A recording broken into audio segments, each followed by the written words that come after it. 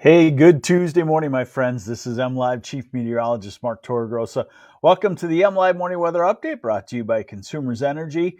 I'm going to give you the short term here quickly, when the rain is going to come to an end, what the temperature is going to do in the next couple of days. Then hang on, weather nerds. We're getting into the nitty gritty, and I really feel like this is how the MLive Weather Update can work for you, give you a little more than what you see in other forecasts. So let's get to it here. And first off, I wanted to show you this. I wanted to start off with the watches and warnings across the U.S. and just remind you that winter isn't far, because if you look at the purples and the pinks out in the mountains and the dark purples, those are all winter warnings. In fact, most of Wyoming under a winter storm warning, some places could get a couple of feet of snow. Now, of course, when the cold air is in this western third of the country, the warm air is usually in the eastern third or 2/3, and that is the case right now. Hey, good morning, Michelle McDonald, loving the cooler weather. Yeah, I'm kind of ready too. I figured out I've been kind of hot and sweaty for months now, so yeah, why not?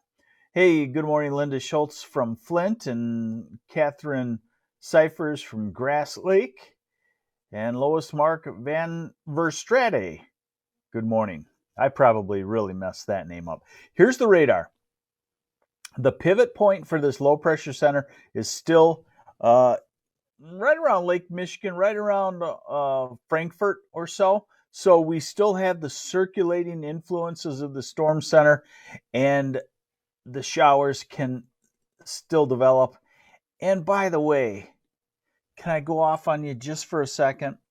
Remember, weather is dynamic. So as this low pressure center spins, things can form and dissipate.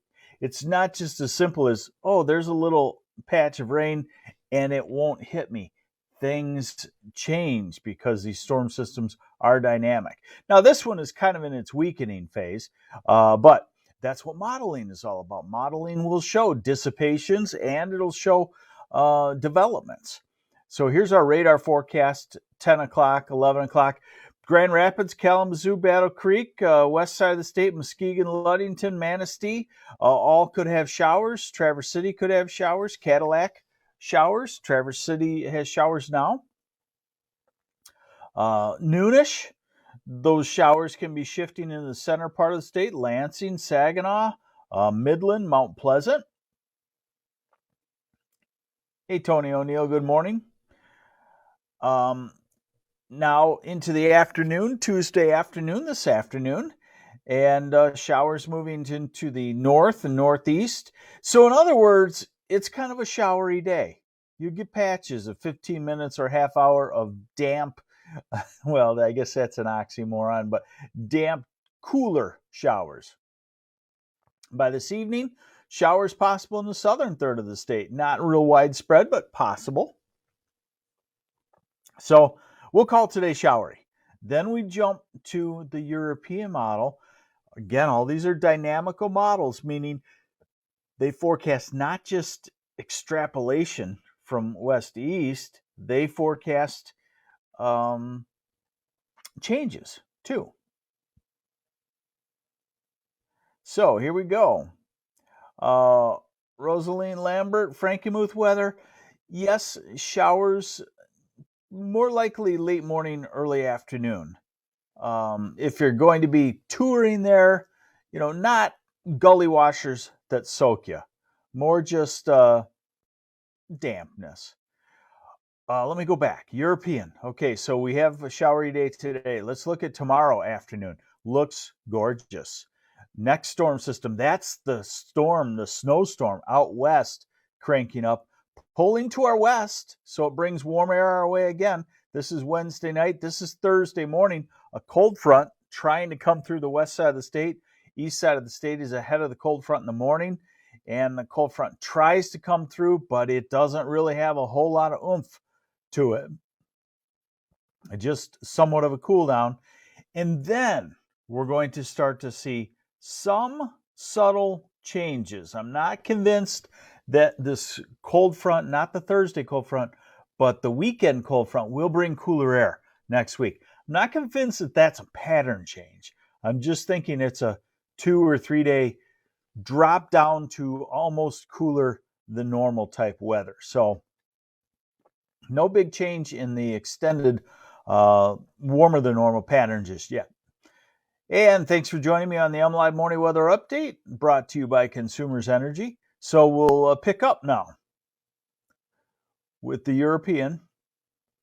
One thing it has picked up on is it's developing a wave of rain Friday night into Saturday. This is Saturday morning. It's developing a wave of rain in the southeast half of Michigan. Then this is Saturday afternoon. This is Saturday evening. The European typically is a little too slow on clearing things out. So maybe it's already out by Saturday afternoon, but we'll watch that wave. That moves off. Milder air comes back in for early next week. But then you finally start to see, by the time we get to the second half of next week, you finally start to see a cold pool building and starting to drift southward into Michigan. Now, this is 10 days out there, but that would be our first chance of even thinking about frost, and that's October 22nd. Now, I talked about the guts, so I've given you the lowdown. We're going to have showers, then we're going to have a very nice Wednesday. We're going to have a little bit of a showery Thursday with a cold front trying to come through, but not cooling us off a whole lot. We'll watch for a rain on Friday night, Saturday. So there's a lot going on in short-term weather. Now the guts. You hear me talk about the ensemble mode of a model at times. We're going to look at what we call deterministic versus ensemble mode of the European. So the deterministic is the run that they've deemed most usable, most likely to be correct, but it can be wrong. The ensemble is an average of 30-something runs that they do at the same time and average them together. It's stable, but the thing is, it won't latch on to a change that's going to happen that's creeping into the deterministic model. So that's what we're looking at here is the deterministic model. I just showed you that. I show that to you daily. And these are the temperatures at 5,000 feet up, the anomalies, okay? All right, let's see here. There we are. These are the anomalies at 5,000 feet up. Okay, so obviously we're warmer than normal. And Thursday, heading into the 70s, we're going to be warmer than normal. I'll show you details on the exact numbers. And then we're looking at Friday and Saturday. This is Saturday, trying to creep in a day a few degrees cooler than normal, lasting for just a day. Then I showed you that warming trend coming early next week. And then I showed you the cold pool that's building. And by the time we get to next Thursday, October 21st, and ended up at October 22nd, you see a pattern where we could be, that's in Celsius, so we could be 10 degrees cooler than normal. Our normal high then probably about 60. That means we could have a high of 50. That means we could have a frost if we clear out at night, because generally on a clear night we'll drop 20 degrees or so. So this is the deterministic run. Now, the same thing in the ensemble mode. Remember, averaging all of them put together, not as cold. So this is the little cool down this weekend. That's the warm spell early next week.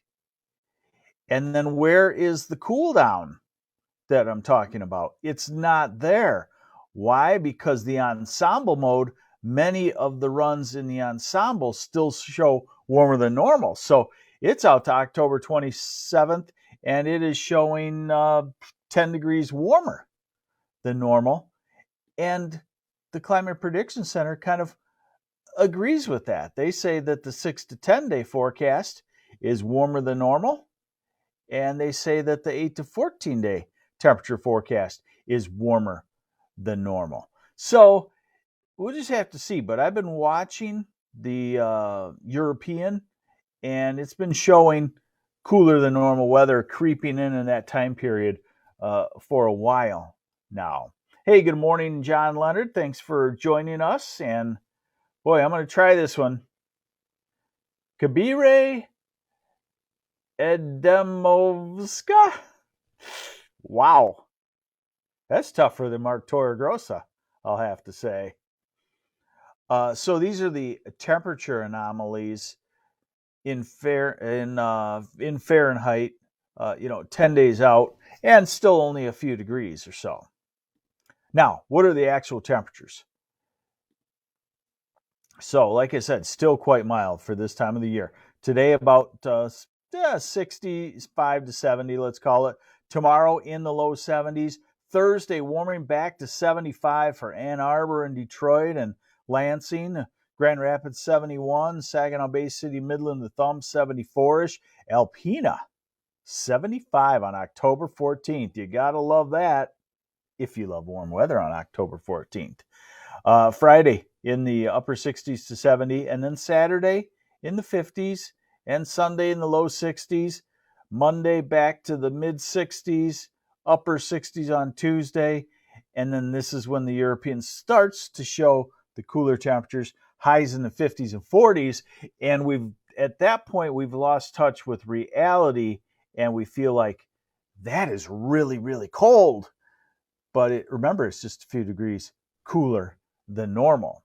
So there you have it. I think I gave you a lot. In fact, I think I overwhelmed some people because I lost about 10 people watching as I got into the guts of it. And I understand that. That's not for everybody.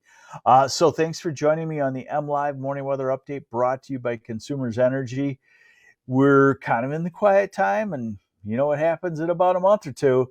It's go, go, go on weather forecasting and all that stuff. So take care. Thanks for joining me. I'm MLive Chief Meteorologist Mark Torregrossa. Have a great Tuesday.